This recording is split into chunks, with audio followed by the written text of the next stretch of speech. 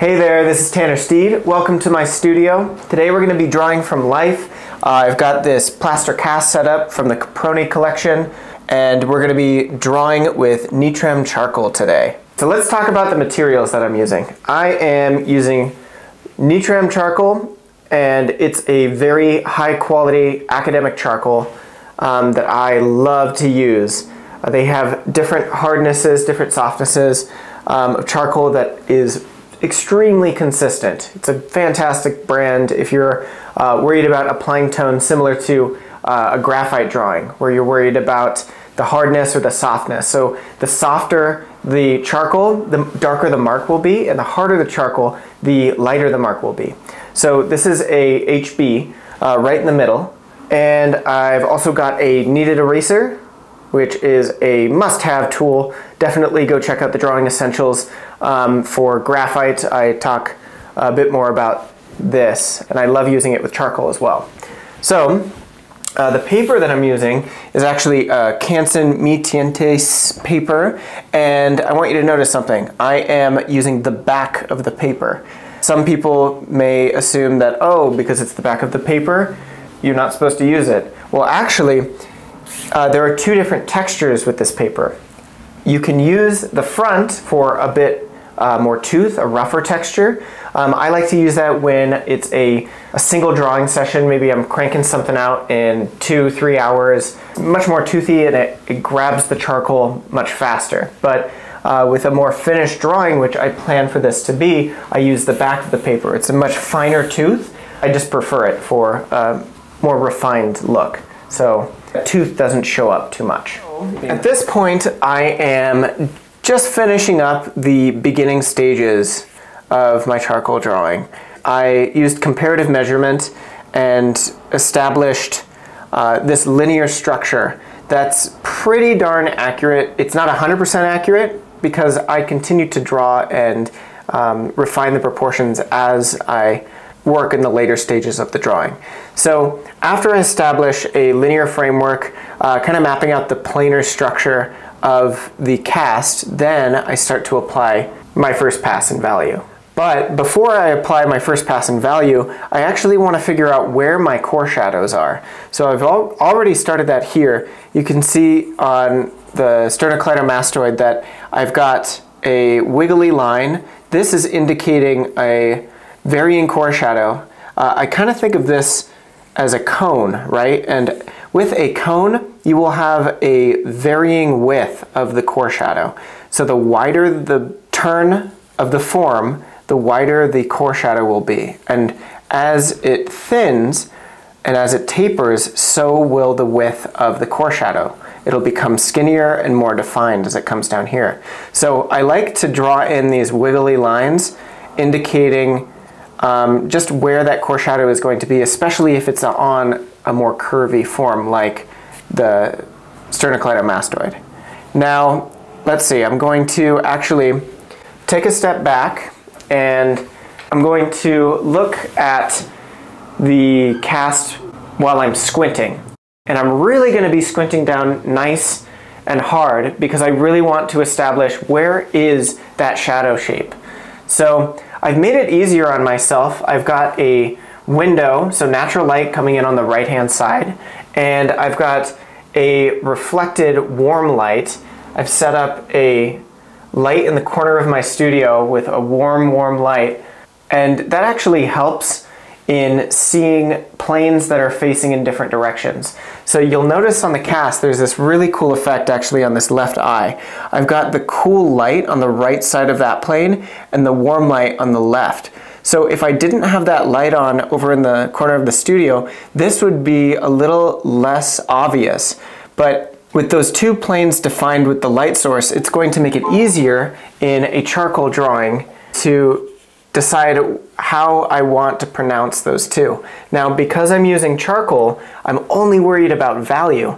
But with that being said, I may want to exaggerate the darkness of the left plane there to bring out that cool light here. And the white of my paper is going to act as the light source itself. So this is a cooler white paper, which goes with the subject that I'm working from.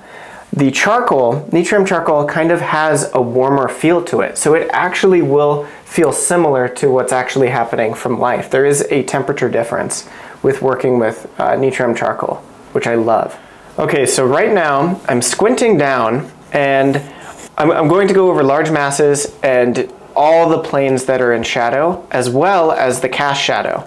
I want the cast shadow to be the same value or similar value as the form shadows. And I'm squinting down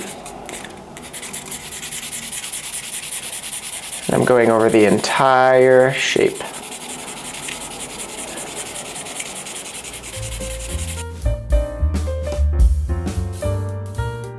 And ideally, I would be very, very careful. If I were just using the charcoal, I'd be very careful in massing this in at a very, very even tone. And I am trying to do that, but I'm also not super concerned with that because I'm going to use a paper stump or a tortillon stump to even out this value or even out the tone. And remember, your reflected light is not as light as it appears initially. So, squinting down, I'm going to block this in too. Go up here in the eye socket.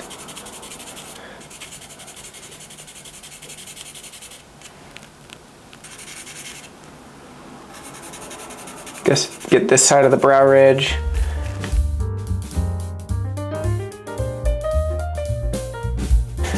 And with a longer project like this, I'm going to slowly darken. I'm going to start pretty light and just continually push down and down and down and down, rather than going really dark and trying to pull out the lights out of the dark shape. And you can do that, that's a different method, but for right now, I'm going to prefer that because I'm planning on taking my time with this drawing. If this was a 3-hour drawing, I may want to block in this whole shadow shape really, really dark to create that strong contrast between the two. You also need to consider whether or not you want to have a more high-key drawing. With graphite, you want to keep it more high-key because it has a sheen the darker that you go. Charcoal is unique in that it can go really, really dark and it doesn't reflect light. It doesn't have that sheen, so you can get really, really dark and not have any issue with glare.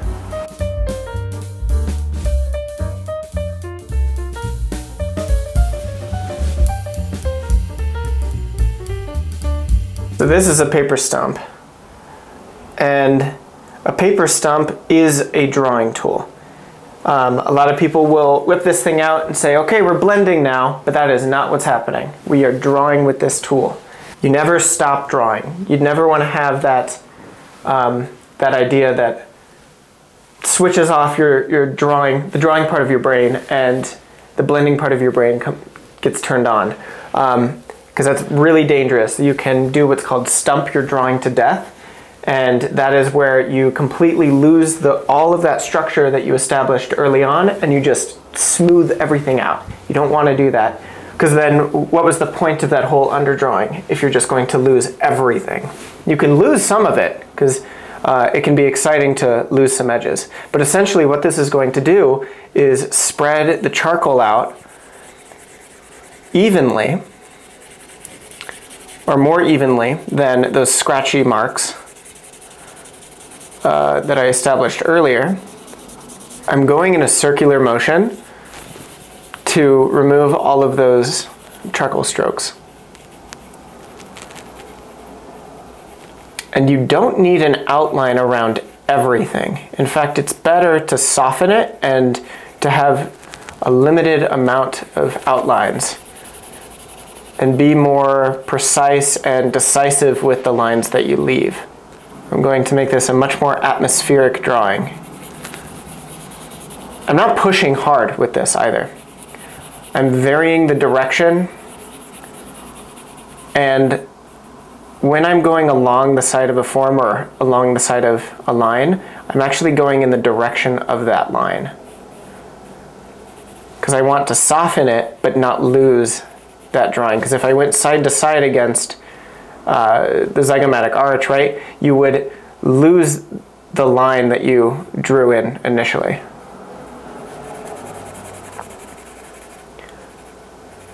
I'm feeling out the forms as if I were sculpting it. I'm working general to specific. Not worried about all the intricate little details, like the smaller muscles on the side of the nose.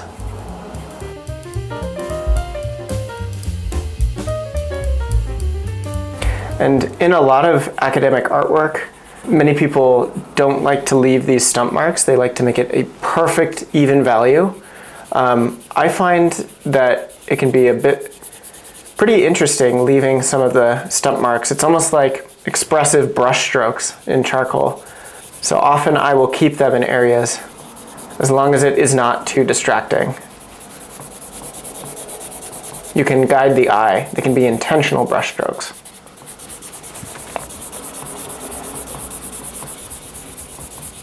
And if you push too hard, you're going to impact the tooth of the paper. That's also a danger. So I'm not pushing very hard right now. And because I have those zigzags and I built up that value, I can actually follow that zigzag again and kind of get ahead of myself a little bit and establish that core shadow, which is, a core shadow is the darkest point in between the light and shadow. It's the separation from light to shadow. And the reason why there's a lighter part of the shadow here and not here is because there's reflected light, right? That warm light is bouncing up into the shadow and lighting this side of the form, but as it turns, less of that reflected light is making its way to that, so it creates this dark mass called the core shadow.